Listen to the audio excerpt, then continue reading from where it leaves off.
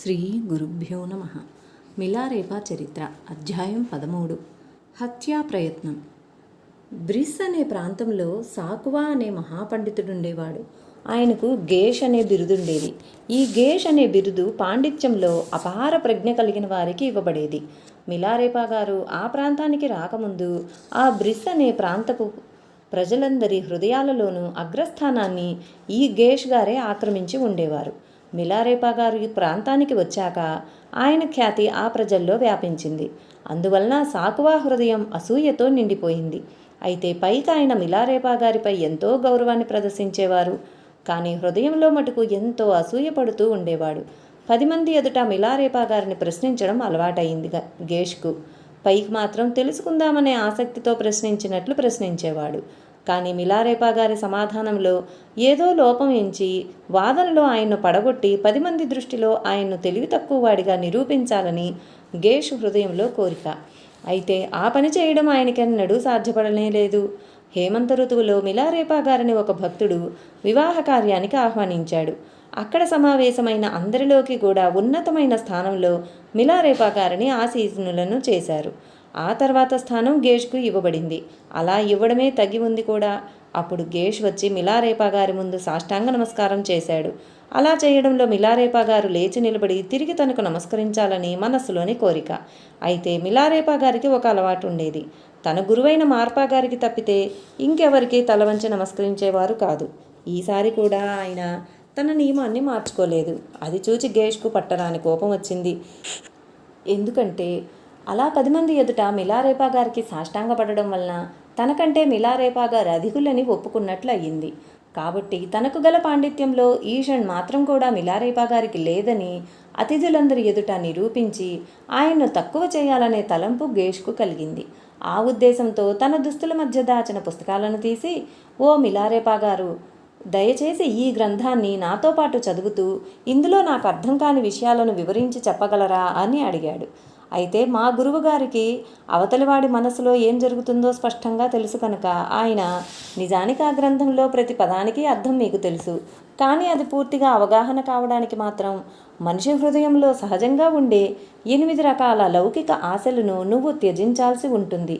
అంతేకాదు, నేనొక పరిమితుడైన వ్యక్తినని నీ హృదయంలో నాటుకుని ఉన్న ఆ విశ్వాసాన్ని నీవు అతిక్రమించి ఉండాలి. ఏకాంతంలో ధ్యానాన్ని కొనసాగించడం ద్వారా నిన్ను నీవే జయించాలి. నేను ఆ గ్రంథాలలోని వ్రాత రూపంలో ఉండే విజ్ఞానాన్ని అధ్యయనం చేయాలని ప్రయత్నించలేదు. పెద్ద పెద్ద పండితులు వేసే ప్రశ్నల గురించి కూడా నేనేమీ పరిశోధనలు చేయలేదు. అలాగే ఆ ప్రశ్నలకున్న సమాధానాలు కంఠస్థం చేసి వాగ్వాదంలో ప్రతివాడిని ఓడించాలనే ఉద్దేశంతో నేనెప్పుడూ చదువుకోలా. ఎందుకంటే ఎవరినీ ఎప్పుడూ ఓడించాలనే ఉద్దేశం నాకు లేదు. కనుక అలా చేసినట్లయితే సత్యమైన మార్గాన్ని గురించి మనసు గందరగోళం పడుతుంది. సత్యమైన మార్గానికి అది మార్గం కాజాలదు. ఇప్పుడు నేను చెప్పిందంతా విను అంటూ ఆసువుగా ఒక తత్వమును పాడారు. ఆ తత్వంలో నేను నీవు అనే మనకందరికీ పొరపాటుగా ఉండే భ్రాంతిని నశింపజేసి సర్వం ఒకటే అని తెలుసుకునే జ్ఞానానికి మార్గం గురించి పాడారు. నేను అన్యము అనే భేదము నిజానికి లేదని తెలుసుకునే జ్ఞానాన్ని గురించి పాడారు. నాకు మనస్సెప్పుడూ సత్యాన్ని గుర్తించిన ఆలోచనలతోనే నిండి ఉంది కనుక దాని నుండి ప్రక్కదారులు పట్టించే వాటిని పట్టించుకోలేదు. నేను ప్రేమ గురించి కరుణ గురించి నిరంతరం చింతన చేయడం వలన నాకు ఇతరులకు భేదం తెలియకుండా పోయింది. అంటే తనకు ఇతరులకు తేడా తెలియకపోయినప్పుడు మాత్రమే కరుణ సాధ్యం, ప్రేమ సాధ్యం. తను తప్పిస్తే ఇంకేమీ లేని స్థితిలో ఉండేవాడికి మాత్రమే సర్వులను ప్రేమించడం తెలుస్తుంది, వాళ్లను కరుణించడం కూడా చేతనవుతుంది. నిరంతరం నా గురువును సేవించడం వల్ల ఈ లౌకికమైన హోదాలు, అధికారం అనే వాటిని నేను పూర్తిగా మర్చిపోయాను. నిరంతరం నా కులదేవతల గురించి, పాలకులైన ఇతర దేవతల గురించి ధ్యానించడం వల్ల నేను మానవ శరీరంలో ఉన్నానన్న సంగతే మర్చిపోయాను. అంటే తన శరీరంలో ఉన్న యావత్తు శక్తులను దైవీ శక్తులుగా ధ్యానించడం అన్నమాట. ధ్యానించగా ధ్యానించగా శరీరంలో ఉండే శక్తులన్నీ దైవీ శక్తులుగా అనిపిస్తాయే గాని నా శరీరం అనిపించదన్నమాట. కళ్ళకు చూచే సామర్థ్యం ఉంది. ఇక్కడ దేవత పని చేయడం ఎప్పుడూ గుర్తు వస్తుందే కానీ నా కళ్ళు చూస్తున్నాయనుకోడన్నమాట. గురుముఖతః మాత్రమే వినదగిన ఉత్తమమైన ఉపదేశాన్ని మా గురువుగారి నుండి పొందడం వల్ల నిరంతరం దానిని ధ్యానిస్తూ పుస్తకాలు చదవడం నేర్చుకోవడం సంగతి నేను మర్చిపోయాను. 3 కాలాల గురించి ఎప్పుడూ ధ్యానించడం వలన ఒకదాని గురించి ఆశపడడం కానీ ఒకదాని గురించి భయపడడం కానీ ఏమిటో నేను మర్చిపోయాను. ఎప్పుడూ ఏకాంతంలో ఉండి అధ్యయనం చేయడం వల్ల నేను ఇతరులను అడిగి తెలుసుకోవడం మర్చిపోయాను. ధ్యానానికి ఏది ఉపకరిస్తుందో అనేదొకటే తెలుసు కానీ ఈ సిద్ధాంతమని పోరాడడం మర్చిపోయాను. అన్నిటికీ అతీతంగా ఉండే అద్వితీయమైన ఆ సత్యం మీద ధ్యానం చేస్తుండడం వల్ల మామూలుగా ఉండే నా తత్వం గురించి మర్చిపోయాను. నా శరీరం చాలా కాలం నుండి ముక్తావస్థలో జీవిస్తూ ఉండడం వలన మామూలుగా ఉండే సాంప్రదాయాలు ఆచారాల గురించి మర్చిపోయాను. ఎప్పుడూ నిరాడంబరంగానూ వినమ్రతలతోనూ ఉండడం మానసికంగానూ శారీరకంగానూ అలవాటై ఉండడం చేత బలవంతుడు గర్విష్టి మామూలుగా ప్రవర్తించే రీతులు ఉంటాయనే సంగతి మర్చిపోయాను. నా శరీరాన్ని నేను ఆశ్రమంగా తలచడానికి బాగా అలవాటు పడటం వలన సన్యాసాశ్రమంలో ఉండే సుఖము సంతోషము మొదలైన వాటి గురించి మర్చిపోయాను. అనిర్వచనీయమైన దానిని నిరంతరం చింతన చేయడం వలన వ్యాకరణం పదాల ఉత్పత్తి గురించిన విద్యను మర్చిపోయాను. అనిర్వచనీయమైన స్థితిలో ఉండడం వలన మాటల అర్థాలు మర్చిపోయాను.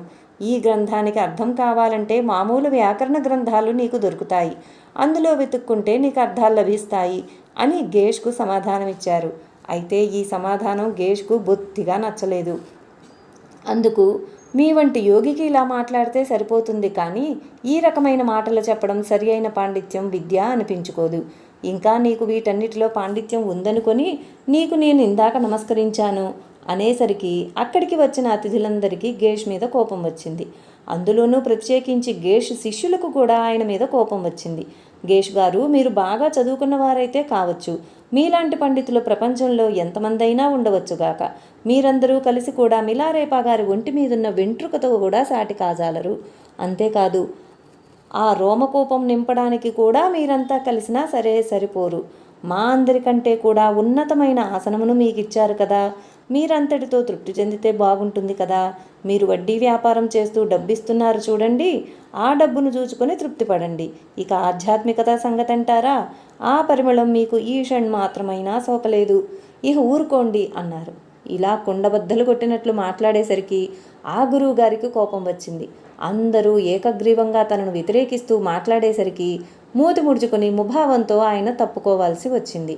అప్పుడు ఆయన తనలో తాను ఇలా అనుకున్నాడు, ఈ మిలారేపా ఒట్టి మూర్ఖుడు, ఊరికే తిక్కగా వ్యవహరిస్తూ ఉంటాడు, ఏదో లేనిపోనివన్నీ సృష్టిస్తూ ఉంటాడు, తద్వారా నిజమైన బౌద్ధ సాంప్రదాయాన్ని తారుమారు చేస్తుంటాడు, వారి కానుకల్ని తీసుకుని నిజమైన భక్తుల్ని మోసగిస్తూ ఉంటాడు.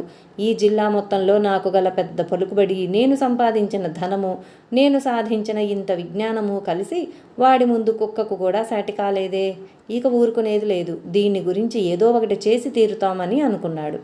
గేష్ తనకు గల ఉంపుడు గత్తెల్లో ఒక ఆమెను ఎన్నుకుని విషం కలిపిన పెరుగును మిలారేపా గారి చేత తినిపించగలిగితే తన దగ్గర చక్కని మణిని ఒక దానిని ఇస్తానని ఆశపెట్టాడు. మణి మీద గల వ్యామోహంతో అందుకు ఆమె అంగీకరించింది.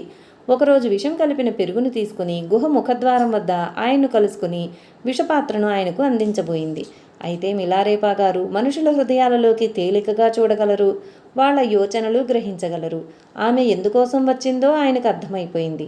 తన చేత ఆ పెరుగును తినిపిస్తే చక్కని మణి లభిస్తుందని భ్రమ పెట్టబడిందని ఆయనకు తెలుసు. తాను ఆ విషాన్ని స్వీకరిస్తే తప్ప అది ఆమెకు రాదని తెలుసు. అంతేగాక తను ఎందుకోసం అవతరించాడో ఆ కార్యక్రమాన్నంతా తాను దరిదాపులా పూర్తి చేశానని కూడా తెలుసు. ఆ విషాన్ని తిన్నా తినకపోయినా అనతి కాలంలో శరీరత్యాగం చేస్తానని తెలుసు. ఆయనకి ఇదంతా స్పష్టంగా తెలిసి మనసులో పెట్టుకుని పైకి ఇలా అన్నారు, నువ్వు తెచ్చిన ఆహారాన్ని తీసుకునేది ఇప్పుడు కాదు, నువ్వు మరొకసారి తీసుకురా, అప్పుడు తప్పకుండా తింటాను అన్నారు. ఆ మాట వింటూనే ఆమె భయపడిపోయింది. తన మనసులో ఉన్నదాన్ని ఈయన గుర్తించాడని ఆమె తెలుసుకుంది. వెంటనే గేష్ దగ్గరకు వచ్చి దివ్యశక్తులతో మిలారేపా గారు మన విషయమంతా తెలుసుకున్నారు అని చెప్పింది. అయితే గేష్ మాత్రం తన ప్రత్యర్థి ఇలాంటి శక్తులు గలవాడని అంగీకరించలేకపోయాడు. నీ మోహం, వాడికి శక్తులుంటే ఆ విషయాన్ని నీ చేతనే తినిపించేవాడు, వాడికి శక్తులేమీ లేవు, ఇదంతా కాకతాళీయంగా జరిగింది, అది విషమని తెలుసుంటే ఎందుకంటాడు అంటూ ఆమె మరొకసారి వెళ్ళేటట్లు ప్రోత్సహించడానికి తనకిస్తానన్న మణి ఆమెకు అందజేసి మరొకసారి విషాహారాన్ని తీసుకెళ్లి మిలారేపా గారికి ఇవ్వమని కోరాడు. అయితే ఈసారి ఆ పని చేయడానికి ఆమె విపరీతంగా భయపడిపోయింది. అయ్యో, నేనేం చేసేది? ఆయనకు దివ్యశక్తులుంటాయంటారే, అందుకే నేను తీసుకెళ్లిన విషాహారాన్ని నిరాకరించారు. మరలా ఈసారి కూడా తీసుకోరు. నువ్విచ్చేమని నాకక్కర్లేదు. నాకు వెళ్ళాలంటే భయంగా ఉంది, నేను పోను అంది. అయితే ఆమె వెళ్ళనంత మాత్రాన గేష్ అంగీకరించేటట్లు లేడు. ఆయన ఎంతో తృణీకారంగా నువ్వనే మాటలన్నీ పామరులు చెప్పాల్సిన మాటలు. వాళ్ళు చదువులేని వారు కనుక అలా తేలిగ్గా మోసగించబడతారు. మన ఆధ్యాత్మిక గ్రంథాల్లో వర్ణించబడ్డ దివ్యశక్తి గల వ్యక్తులలా అతను లేనే లేడు. నాకు నిశ్చయంగా తెలుసు అతనికి అలాంటి శక్తులు లేవు.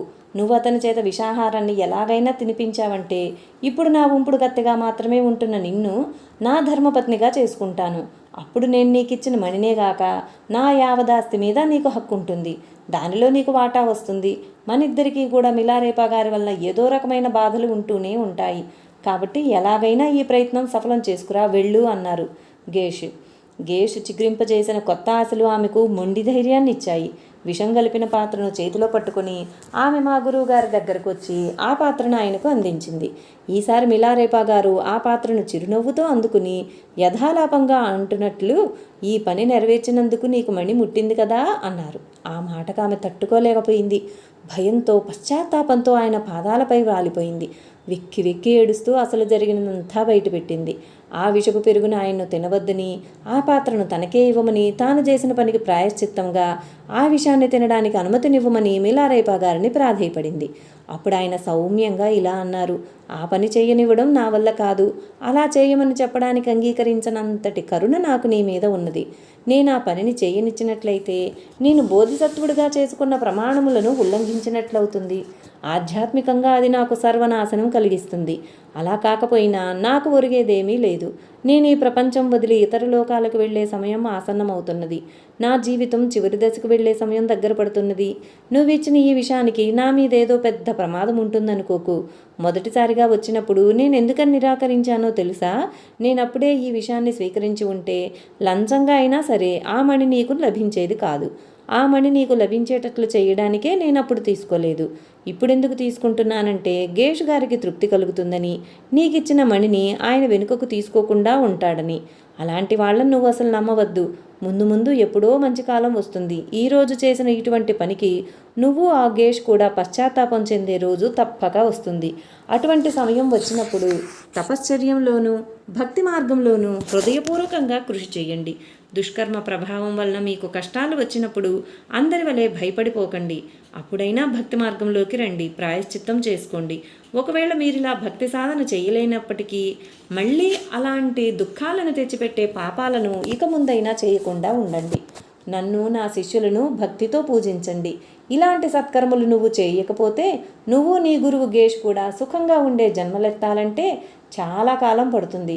అలాంటి జన్మలు మీకు రాకపోతే మీకు నేనెంతవరకు సహాయం చేయ వీలుంటుందో అంతవరకు తప్పక సహాయపడతాను. కానీ నేను శరీరంతో ఉన్నంత కాలం మాత్రం ఈ విషం తిన్న విషయాన్ని నువ్వు రహస్యంగా దాచిపెట్టు. తర్వాత ఎలాగూ అందరికీ తెలిసిపోతుంది. నే చెప్పేదంతా నువ్వు నమ్మకపోవచ్చు. నా మాటల్లోని యథార్థం ఎంతమాత్రం ఉందో నీకు తెలిసిపోతుంది. నేను చెప్పిందంతా గుర్తుపెట్టుకుని ఏం జరుగుతుందో గుర్తిస్తూ ఉండు. అదంతా విని ఆమె మౌనంగా వెనుతిరిగి వెళ్ళి జరిగిన విషయమంతా గేష్ గారికి వివరంగా చెప్పింది. కానీ గేష్ మనసుకి ఏమాత్రం నాటుకోలేదు.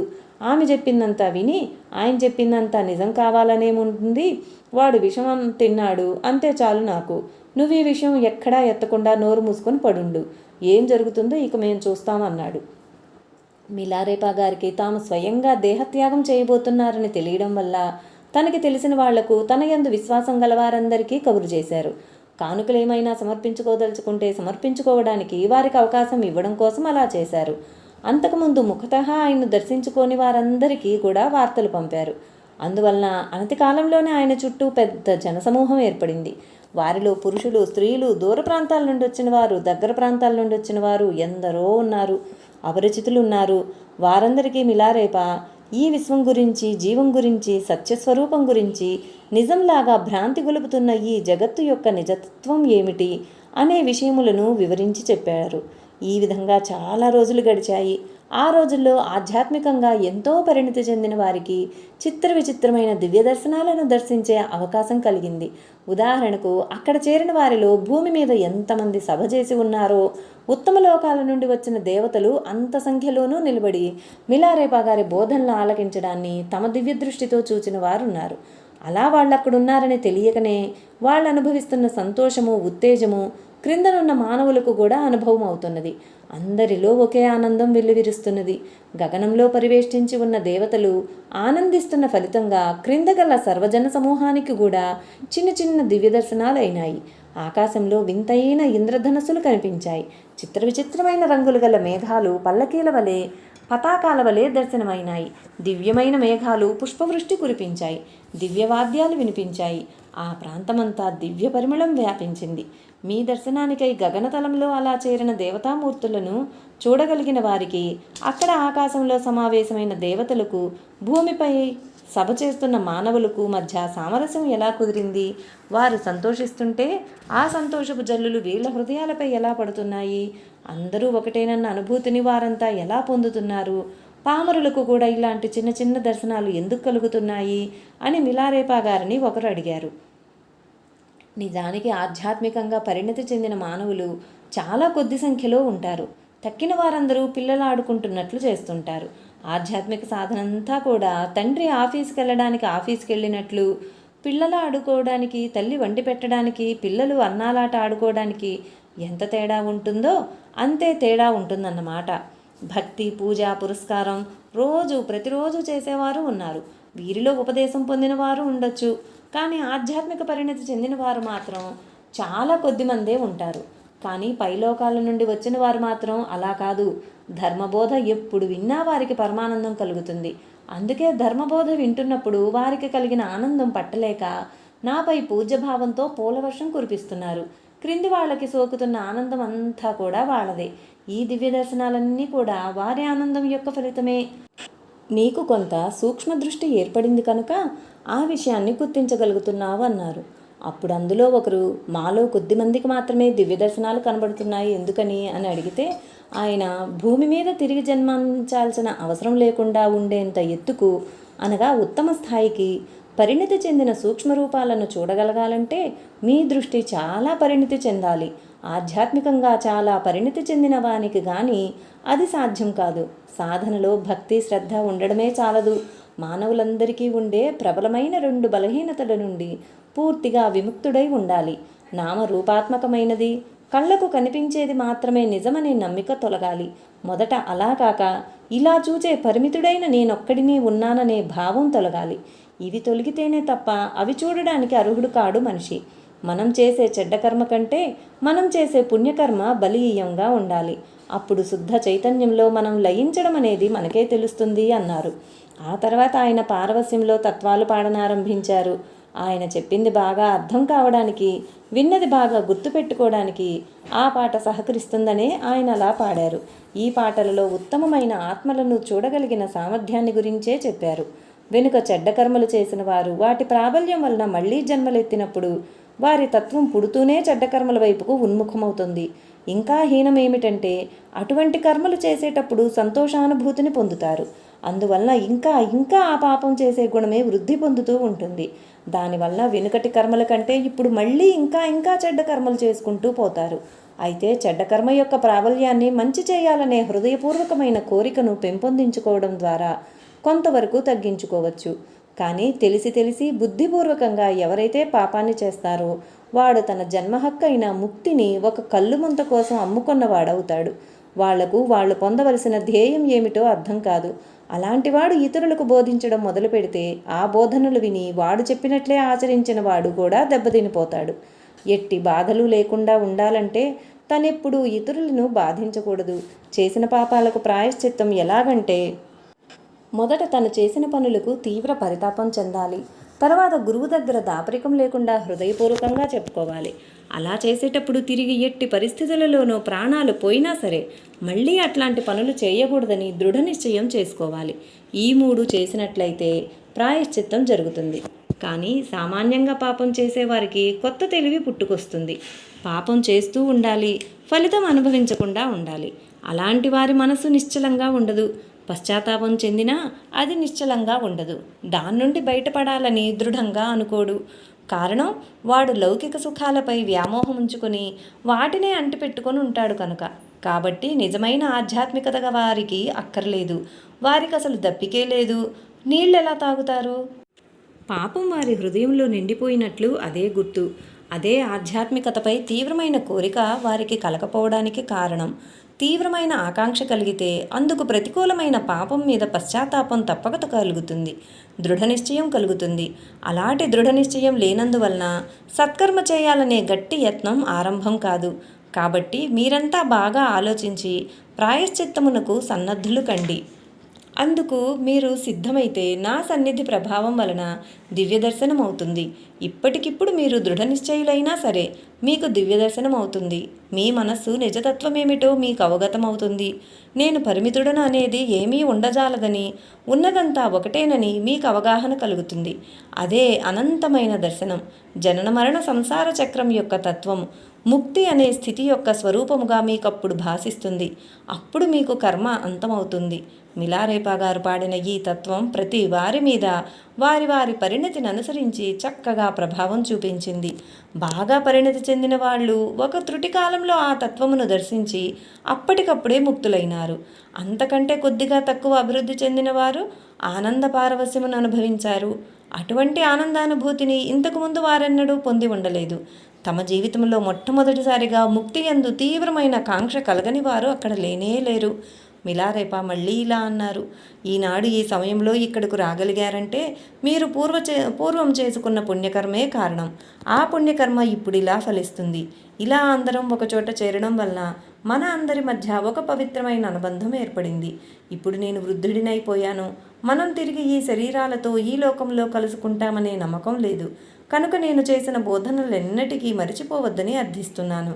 మీరు సాయశక్తుల నిత్య జీవితంలో వాటిని ఆచరణలో పెట్టుకోండి. అలా చేసినట్లయితే నేను పూర్ణంగా బుద్ధత్వంలో పరాకాష్ఠ చెందినప్పుడు ఆ సమయంలో నేను చేసే బోధలన్నీ మీకు తప్పక అందుతాయి. అంటే నేను మరలా బుద్ధుడిలాగా అవతరించినప్పుడు మీరంతా నా దగ్గరికి వస్తారు. ఇది గుర్తుపెట్టుకొని నేను మరణిస్తున్నాననే బాధ నుండి ఊరట పొందండి. మిలారేపా గారి ఈ సందేశమును వినేటప్పటికీ యానాం ప్రాంతం నుండి వచ్చిన ప్రజలు, మీరు శరీర త్యాగం చెయ్యడానికి యానాం వచ్చేయకూడదా? లేకపోతే ఒకసారి వచ్చాక మళ్ళీ ఇక్కడికే వచ్చి శరీర త్యాగం చేద్దురు కానీ ఒకసారి రాకూడదా అని అడిగారు. తింగే ప్రాంతం నుండి వచ్చిన వారు కూడా అదే విధంగా కోరారు. వారి కోరికలు విని మిలారేపా గారు, నేనిప్పుడు ప్రయాణం చేయడానికి మరీ వృద్ధుణ్ణైపోయాను. నేను ఈ ప్రాంతంలోనే శరీర త్యాగం చేస్తాను. చివరిసారిగా వీడ్కోలు ఇప్పుడే చెప్పుకోండి. మీరంతా మీ ఇండ్లకు వెళ్ళిపోండి. మనం తిరిగి తర్వాత ఎప్పుడో మళ్ళీ కలుస్తాము అన్నారు. అప్పుడు వారంతా, మా ప్రాంతాలన్నింటినీ మీరు ఆశీర్వదించండి. మీరింతకు ముందు ఏ ఏ ప్రాంతాలైతే సందర్శించి ఉన్నారో ఆ ప్రాంతాలన్నింటినీ మీరు ఆశీర్వదించండి. మిమ్మల్ని కలుసుకున్న వారందరికీ వృద్ధి మేలు కలిగే విధంగా ప్రత్యేకించి సంకల్పించవలసింది. మీ ఉపదేశమును విన్నవారి కోసం మీరు ప్రత్యేకంగా ఆశీర్వదించవలసింది. అంతేకాక సర్వజీవరాశులందరికీ మీరు ఆశీర్వచనములు ఇవ్వండి అని ప్రార్థిస్తే ఆయన, నా యందు మీకంత విశ్వాసం ఉన్నందుకు నేను కృతజ్ఞుణ్ణి.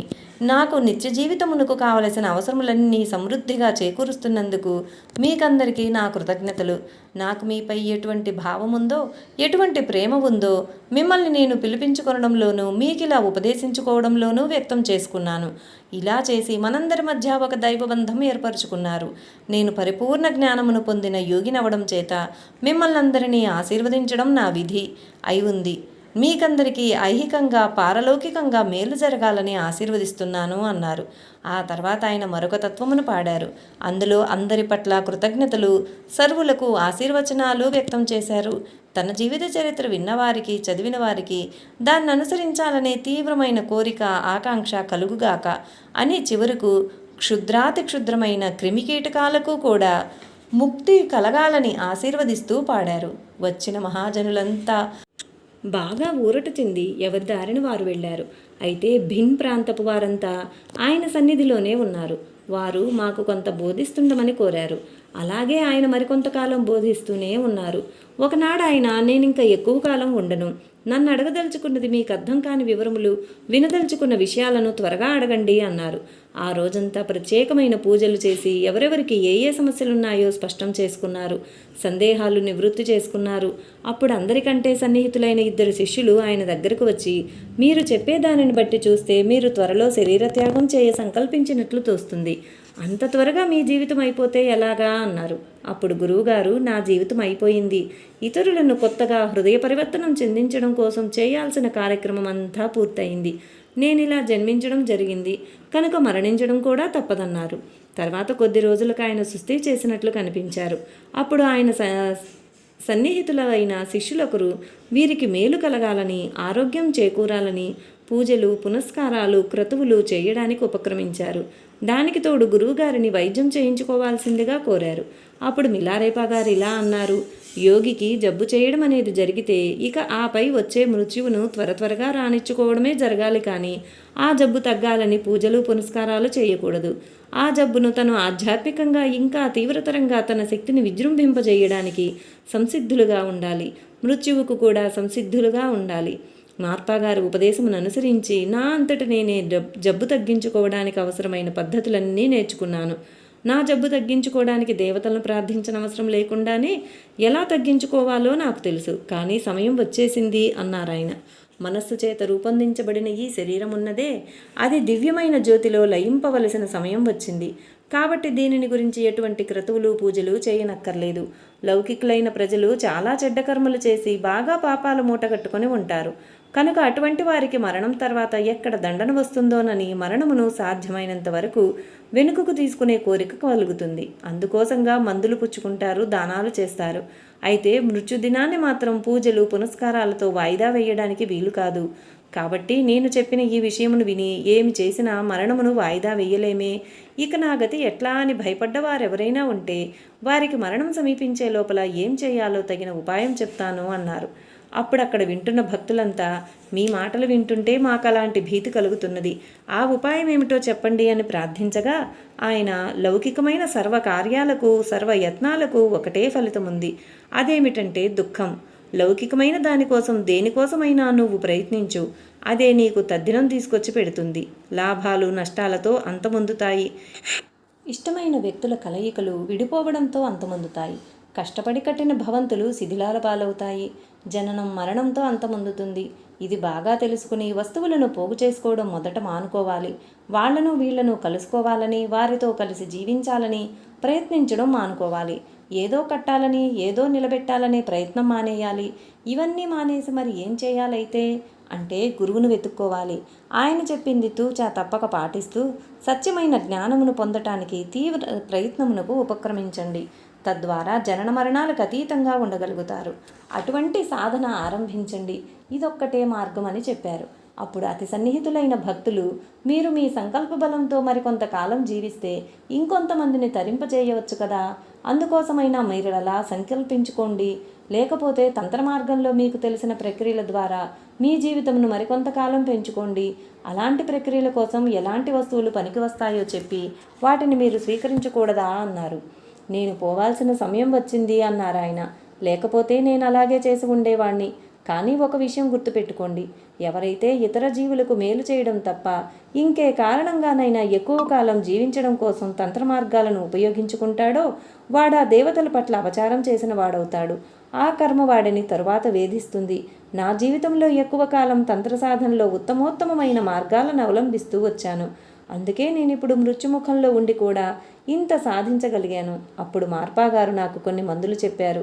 ఆ దృఢంగా ఉండే మందుల వలన 5 రకములైన మహావిషాలను శరీరం నుండి తొలగించుకోవచ్చు.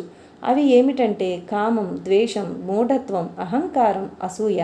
ఈ మహావిషాలను శరీరంలోంచి తొలగించుకునే మార్గాలను ఆయన నాకు చెప్పారు. అవి నాకు గుర్తున్నాయి. అవే నా మందులు. మీరు కేవలం భక్తులు మాత్రమే అయి ఉండడం చాలదు. ఆధ్యాత్మిక జీవితమును అవలంబించాలంటే చాలదు. కష్టాలను, విపత్తులను కూడా సాధనలో ముందుకు సాగిపోయేలాగా ఉపయోగించుకోవాలి. మృత్యు సమయం రాకపోతే వైద్యుని దగ్గరకు వెళ్ళడంలో బాధేమీ లేదు. బుద్ధుడు తన చేతిని వైద్యక కుమార అనే వైద్యుడికిచ్చి నాడి చూపించుకున్నారు.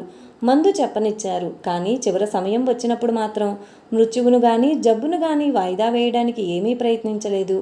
పరనిర్యాణమును ప్రశాంతంగా పొందారు. అలాగే నాకిప్పుడు నా సమయం వచ్చింది కాబట్టి నేను దీనిని నివారించడానికి ఎటువంటి ప్రయత్నమూ చెయ్యను అన్నారు మిలారేపా. ఇదంతా విన్నాక శిష్యులందరూ ఇక ఈయన శరీర త్యాగం చేయడం తప్పనిసరి అనుకున్నారు. అంతటితో మనసు కుదుటపరుచుకుని చివరికి ఆయన అంత్యక్రియలు ఏ విధంగా జరిపించాలనే విషయమును గురించి అడిగారు.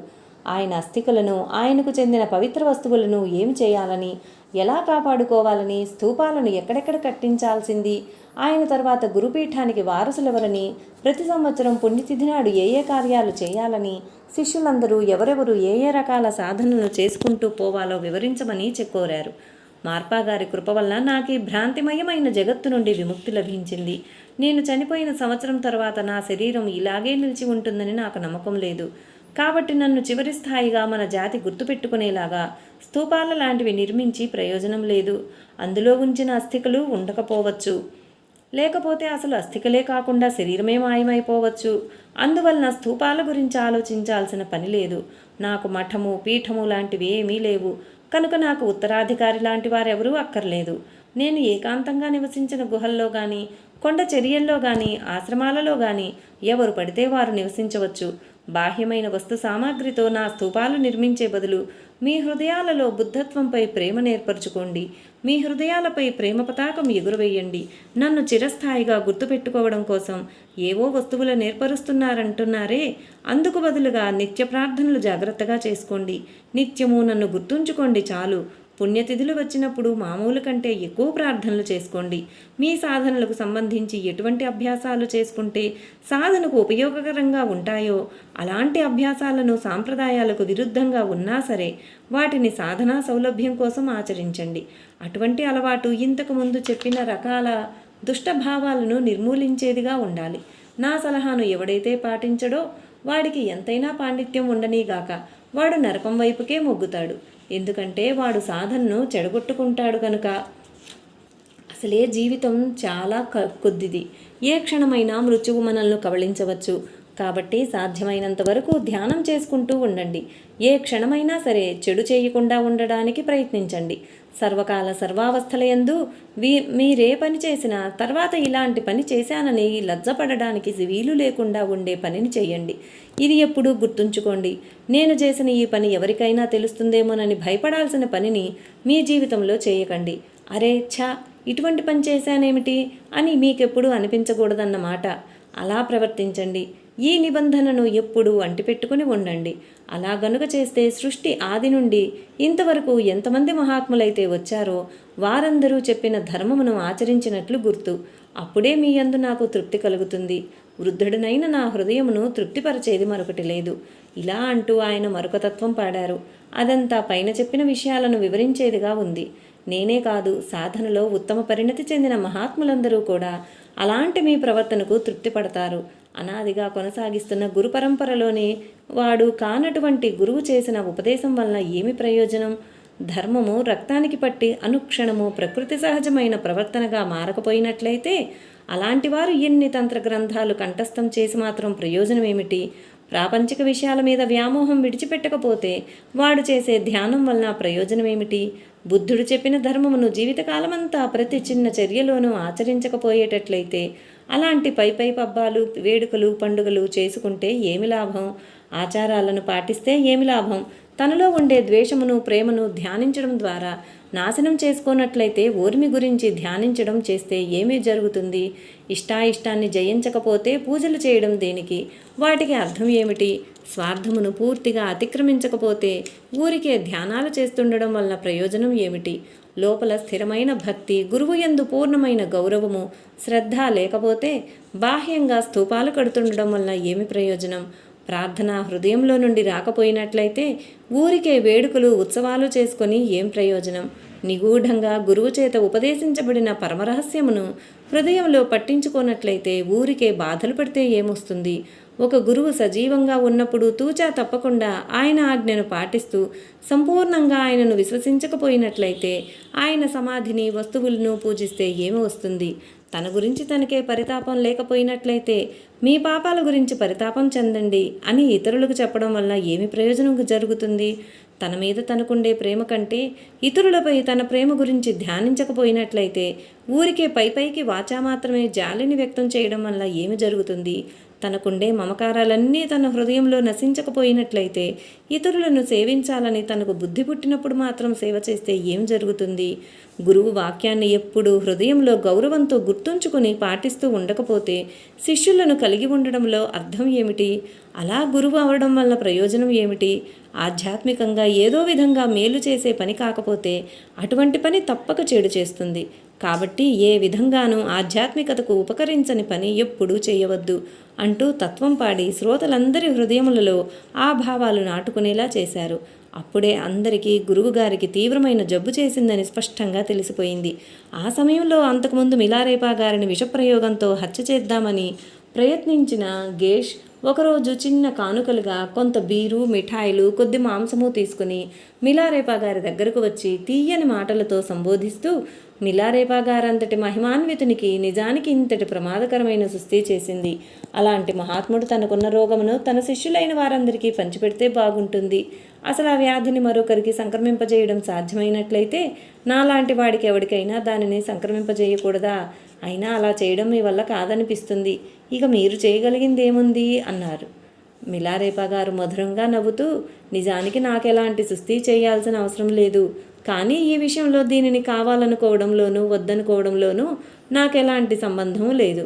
ఆ విషయం పూర్తిగా మీకు తెలుసు. సామాన్యంగా యోగులకు వచ్చే జబ్బులు మామూలు వారి కంటే చాలా భిన్నమైనవి. అయితే వాళ్లకు మళ్ళీ యోగులు కూడా అనుకోకుండా జబ్బు పడినట్లు కనిపిస్తారు.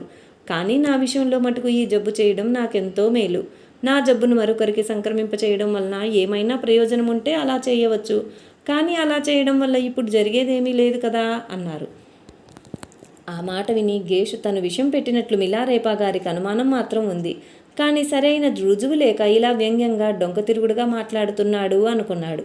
తన జబ్బును ఇతరులకు సంక్రమింపజేసే సామర్థ్యం ఆయనకు లేదని దృఢంగా నమ్మాడు. కనుక ఆయన్ను మరికొంత పురిగొల్పుదామనుకున్నాడు గేష్.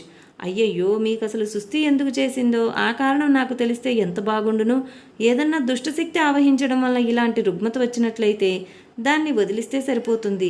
లేకపోతే జీర్ణకోశంలో ఏదన్నా తేడా వలన ఇలా వచ్చి ఉంటే దానిని కొంచెం మందు సేవించి సరిదిద్దుకోవలసిందే. మీకెందుకు అస్వస్థత కలిగిందో నాకేమీ అర్థం కాలేదు. మీకేమైందని జనమంతా అనుకుంటున్నారో నాకేమీ బోధపడడం లేదు. మీకే గనుక ఆ వ్యాధిని ఇతరులకు సంక్రమింపజేయగల శక్తి ఉంటే ఆ వ్యాధిని నాకు సంక్రమింపజేయండి, నేను అనుభవిస్తాను అన్నాడు. అప్పుడు మిలారేపా గారు, ఒకానొక వ్యక్తికి అహంకారం అనే దుష్టగ్రహం పట్టుకుంది. దానిని వదలగొట్టడం ఎవరి వల్ల కాదు. నేనే గనుక ఆ వ్యాధిని సంక్రమింపచేస్తే నీ ఒక్క నిమిషమైనా ఆ బాధకు తట్టుకోలేవు అని సమాధానమిచ్చారు.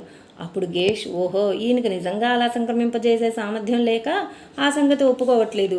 ఇష్టం లేక ఇలా నన్ను బాధించడం ఇష్టం లేక ఊరుకున్నట్లు నటిస్తున్నాడు అనుకుంటూ తిరిగి మిలారేపా గారితో, నేను అర్థిస్తున్నాను, దయతో మీ వ్యాధిని నాకు సంక్రమింపజేయండి అని ప్రాధేయపడ్డాడు. సరే, అయితే నీకు కాదు గాని అక్కడ ఉన్న తలుపు చెక్కకు ఈ వ్యాధిని సంక్రమింపజేస్తాను. ఒక్కసారి చూడు దాని ప్రభావం ఎట్లా ఉందో అన్నారు. మరుక్షణమే ఆ తలుపులు పెద్ద పెద్ద శబ్దాలు చేస్తూ కొట్టుకొనడం మొదలుపెట్టాయి. తరువాత తలుపంతా వణకడం మొదలుపెట్టింది. చూస్తుండగానే అది బ్రద్దలైపోతుందేమో అనిపించింది. ఆ తలుపులు కొట్టుకుంటున్నంతసేపు గురువుగారికి ఎట్టి బాధ కలగడం లేదని తెలుస్తున్నది. గేష్ ఇది ఒక భ్రాంతి మాత్రమే అనుకున్నాడు. అందుచేత, అబ్బా ఎంత అద్భుతం, అయితే ఇప్పుడు దాన్ని నాకు సంక్రమింపజేయండి అన్నారు. గురువుగారు, సరే అయితే నువ్వింతగా పట్టుబడుతున్నావు కాబట్టి ఈ కొంచెం బాధ ఎటువంటిదో నీకు చవి చూపిస్తానంటూ ఆ దుష్టశక్తిని తలుపు నుండి ఉపసంహరించి అందులో సగం మాత్రమే సంక్రమింపజేశారు. మిలారేపా, ఈ మాత్రమైనా అసలు మీకు ఓర్చుకోవడం సాధ్యమవుతుందా అని అడిగారు ఆయన. ఆయన అలా చేయగానే గేష్కి ఎంత భయంకరమైన బాధ కలిగిందంటే దాదాపు స్పృహ తప్పినంత పనైంది. ఆ బాధలో మిలారేపా గారికి తను కలిగించిన బాధలో సగం మాత్రమే ఎంత ప్రాణాంతకరంగా ఉందో ఆ అనుభవంతో తను చేసిన పాపం ఎంతటిదో తెలియవచ్చింది. భయంకరమైన ఆ బాధకు తోడు వాని హృదయం పశ్చాత్తాపంతో కుమిలిపోయింది. ఇక తనకు నిష్కృతి లేదని తెలుసుకున్న గేష్ మిలారేపా గారి పాదాలు స్పృశించి తన తలను ఆయన పాదాలపై ఉంచి ఇలా అన్నారు. గురుదేవా, మీరు అనుభవిస్తున్న బాధకంతటికీ ఒక క్షుద్రమైన అసూయాపరుడు కారణమని చెప్పారు. స్వార్థపరుడైన మహాపాపిని నేనే. నన్ను రక్షించండి. నా మీద దయతో నాకున్న సమస్త లౌకిక సంపదలను తీసుకుని నేను చేసిన ఆ మహా దుర్మార్గమైన కర్మ నుండి నన్ను విముక్తిని చేయండి, లేకుంటే ఇది నిలువునా నన్ను ముంచివేస్తుంది అంటూ వాపోయాడు గేష్. అతనిలో వచ్చిన పరిపాకం హృదయపూర్వకమైనదే కాబోలు. మిలారేపా గారు వెంటనే ఆయన్ను క్షమించారు. వాడికున్న బాధనంతా ఉపసంహరించుకుని ఇలా చెప్పారు: నా జీవితపు విలువంతా ఈ కొద్దిపాటి ఆస్తిపాస్తులు కావు కదా. ఇంతవరకు నాకు ఉండడానికి, నేనిక ఇప్పుడు మృత్యుముఖంలో ఉన్నప్పుడు నాకే వస్తువుల పట్ల ఏం ప్రయోజనమూ లేనప్పుడు నీకున్న లౌకికమైన స్థిరచర వస్తువులను నేనేం చేసుకోవాలి? వాటిని నీవే అంటిపెట్టుకో. ఇక ముందైనా నువ్వు మన బౌద్ధ ధర్మం చెప్పిన సూత్రాలకు వేటికి ప్రతికూలమైన పాపాలు చేయకు. నీవు చేసిన పాపాల వల్ల నీవు బాధపడకుండా ఉండేందుకు నా సాయశక్తులా ప్రయత్నిస్తాను అన్నాడు. అప్పుడు మానవజాతి మీద అపార కరుణను వ్యక్తం చేస్తూ ఒక తత్వం పాడారు. ఆ పాట విన్న తరువాత గేష్ గారి హృదయానికి కొంత శాంతి కలిగించి కొంత ఊరట కలిగింది. అప్పటికప్పుడే శ్రద్ధాభక్తులు గల హృదయంతో మిగిలిన జీవిత శేషమంతా నిజమైన ఆధ్యాత్మిక జీవితానికి అంకితం చేస్తానని ప్రమాణం చేశాడు గేష్. చెడ్డ కర్మలన్నిటినీ విడిచిపెడతాను. ఇదివరకు చేసిన దుర్మార్గపు పనులన్నీ నాకు ధనం మీద, ఆస్తి మీద గల వ్యామోహంతో మాత్రమే చేశాను. వాటిని విడిచిపెడతాను. నాకిక ఆస్తి వద్దు, ఇల్లు పొలాలు వద్దు అని గట్టిగా నిశ్చయించుకున్నాడు. నేనిచ్చే ఆస్తిపాస్తుల వల్ల మీకే ప్రయోజనం లేకపోయినా మీ శిష్యుల పోషణ కన్నా అవి పనికొస్తాయి కదా, దయతో వాటిని స్వీకరించండి అంటూ గేష్ ఎంత హృదయపూర్వకంగా ప్రార్థించినా మిలారేపా గారు అందుకు అంగీకరించలేదు. అయితే మిలారేపా గారు శరీరత్యాగం చేసిన తర్వాత ఖర్చులను భరించడం కోసం శిష్యులు వాటిని అంగీకరించారు. ఆయన నిర్యాణోత్సవానికి అయ్యే ఖర్చులన్నీ ఆ విధంగా భరించారు. చివరకు గేష్ కూడా మహాభక్తుడయ్యాడు. అప్పుడు జరిగిన సంఘటన గురించి మిలారేపా గారు ఇలా వ్యాఖ్యానించారు: శరీరంతో నేను ఇక్కడ ఉన్నందువలన పాపంతో రాటుదేలిన ఒక వ్యక్తి హృదయ పరివర్తన చెందాడు. లౌకిక చెరసాలనబడే శరీరం ఈ యోగికి ఇక ఏమాత్రం అవసరం లేదు. అయినా యోగి ఇటువంటి గ్రామంలో సమాధి చెందకూడదు. ఇప్పుడు నేను చూచార్ అనే మహానగరానికి పోతాను అన్నారాయన. శిష్యులలో ఒకరైన శేఖన్ గారు, ఇప్పుడు మీరున్న అనారోగ్య స్థితిలో అంత దూరం నడవడం బాధాకరం అవుతుందే, ఒక చక్కని చెక్క కుర్చీలో కూర్చోబెట్టి మేమే మోసుకుని పోతాం స్వామి అని ప్రార్థించాడు. నిజానికి ఆరోగ్యంలో కానీ అనారోగ్యంలో కానీ వాస్తవికత ఏ మాత్రం లేదు. ఇక్కడ ఈ సంఘటనలో నేను సుస్థి అనే ప్రకృతి క్రియను ప్రదర్శించాను. చూచార్ అనే పట్టణంలో మృత్యువు అనే లీలను ప్రదర్శిస్తాను. అంతే కాబట్టి నా శిష్యులలో కొంతమంది ముందుగా చూచార్ వెళ్ళి అక్కడ ఏర్పాట్లన్నీ చూశారు అన్నారు మిలారేపా. ఆయన చూచార్ వెళ్లే సందర్భంలో మహా అద్భుతమైన లీలను ప్రదర్శించారు. మిలారేపా ఒక్కడే కాకుండా అనేక మంది మిలారేపాలు చూచార్ చేరుకున్నట్లు తెలిసింది. ఒక్కొక్కరు ఒక్కొక్క శిష్య సమూహంతో వెళ్లారు. ముందుగా పంపబడిన శిష్యులు చూచార్ చేరేసరికి గురువుగారు అప్పటికే అక్కడికి చేరి ఉన్నారు. అయితే అప్పటికే త్రోవలో ఉన్న శిష్యులతో ఆయన ఇంకా నడుస్తూనే ఉన్నారు. అదే సమయంలో ఆయన రోగంతో ఇంకొక చోట పడుకుని ఉన్నారు. ఎర్రగుట్ట అనే చోట ఆ సమయంలో ఆయన బోధలు చేస్తూనే ఉన్నారు. ఇంకా కొంతమంది చూచార్ రాలేక ఇళ్లల్లోనే ఉండి గురువుగారికి క్షేమం జరగాలని అర్ఘ్యం, పూజలు మొదలైనవి చేస్తున్న వారికి వారిళ్లలోనే ఆయన దర్శనమిచ్చారు. శిష్యులంతా చూచార్లో కలుసుకున్నప్పుడు ఈ విషయంలో ఎంత తీవ్రమైన చర్చలు జరుగుంటాయో మీరు ఊహించుకోవచ్చు. తమకు ప్రీతిపాత్రమైన తమ గురువుగారు తమతో పాటు ఉన్నారు గనుక మీతో పాటు ఉండడం సంభవం కాదని ప్రతి వారితోటి వాదిస్తున్నారన్నమాట. ఆ వాదం ఎంత తీవ్రమైనదంటే సామూహికంగా అందరూ మిలారేపా గారి దగ్గరకు వచ్చారు. ఈ వింతైన పరిస్థితి గురించి యథార్థమేమిటో చెప్పమని పట్టుబట్టారు. మీరందరూ చెప్పింది నిజమే అన్నారాయన. నేను అలా తమాషాకు మీతో చెలగాటమాడాను. దానిని గురించి ఆయన ఎంతో సామాన్యంగా మాట్లాడారు. అంతటితో వారంతా తృప్తిపడి ఊరుకోవాల్సి వచ్చింది. ఇప్పుడు ఆయన చూచారులోనే నివాసం ఏర్పరచుకోవాల్సి వచ్చింది. రోగం నానాటికి పెరిగింది. ఆ స్థితిలోనూ ఆయన శిష్యులకు బోధిస్తూనే ఉన్నారు. ఆయన ఆ సమయంలో విచిత్ర లీలలు జరుపుతూనే ఉన్నారు. అప్పుడు ఆ ప్రాంతంలో కూడా ఒక విచిత్ర అమానుషమైన శక్తి నిండిపోయింది. ఆ సమయంలోనే శిష్యులందరికీ ప్రముఖులైన 2 శిష్యులు, మీరిక ముందు ఏ లోకానికి వెళ్ళబోతున్నారు? మా అనుష్ఠానాలలో మీరు ఏ లోకంలో ఉన్నట్లు సంకల్పం చెప్పుకోవాలి. చివరిసారిగా మాకు ఇవ్వవలసిన ఉపదేశాలు ఏమైనా ఉన్నాయా? అటువంటి వాటి గురించి మాకు చెప్పవలసింది ఏమైనా ఉంటే దయచేసి చెప్పండి అని ప్రార్థించారు. మీ పూజలు, సంకల్పాలు ఏ లోకాలకు సంబోధిస్తే నాకు చేరతాయని మీరు భావిస్తారో అలాగే చేయండి. మీరెక్కడ ఉంటానని ప్రార్థించినా సరే, మీ ప్రార్థన కనుక హృదయపూర్వకంగా ఉంటే, మీరెక్కడ ఉంటానని సంకల్పిస్తే అక్కడే ఉంటాను. కాబట్టి ప్రార్థన మాత్రం హృదయపూర్వకంగా ఉండేటట్లు చూడండి. మొట్టమొదట నేను ఆనందలోకాలకు వెళతాను. ఇప్పుడు నా దగ్గరున్న వస్తువులు ఎవరికివ్వాలో చెబుతాను. త్వరలోనే రేచుంగ్ వస్తాడు. ఆయనకు నా చేతుల్లో ఉండే వెదురు దంతమును, నా దగ్గర గల నూలుగుడ్డను ఇవ్వాలి అన్నారు. దురదృష్టవశాత్తు నాకు నా గురువు దగ్గరుండే అవకాశం లేకపోయింది. అందుకు ఆయన నన్ను కరుణించారు. నాకు వ్యక్తిగతంగా ఉండే వస్తువులా రెండే, ఒకటి చేతికర్ర, 2 నూలుగుడ్డ. ఈ 2 రేచుంగుకివ్వండి. వాడు పంచప్రాణాలను ఆధీనం చేసుకునే సాధనను చేస్తున్నాడు. ఆ సాధనలో వాడికెట్టి ఆపద రాకుండా వాడిని అవి కవచంలాగా రక్షిస్తాయి. రేచుంగు వచ్చేదాకా మీలో ఎవరూ నా శరీరమును తాకవద్దు. ఉపాతో పపాకు నా దగ్గర గల మైత్రి అనే గురువుగారి తలపాగా ఆయన వాడుకున్న దండము ఇవ్వాలి.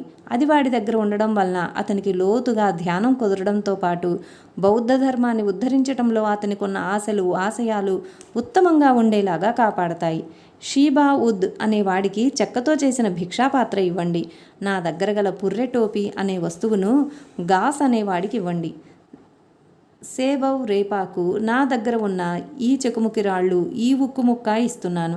నా దగ్గర ఎముకతో చేసిన ఒక చెంచా ఉన్నది. ఆ గరిటెను బ్రిగ్రూమ్ అనే శిష్యుడికి ఇవ్వండి. మిగతా శిష్యులందరికీ నూలు పంచెను చిన్న చిన్న ముక్కలుగా చేసి అందరికీ పంచండి. లౌకికంగా చూస్తే ఇవి ఎందుకు పనికిరానివి, విలువలేనివి. కానీ వాటితో నా ఆశీస్సులు ఎప్పుడూ ఉంటాయి.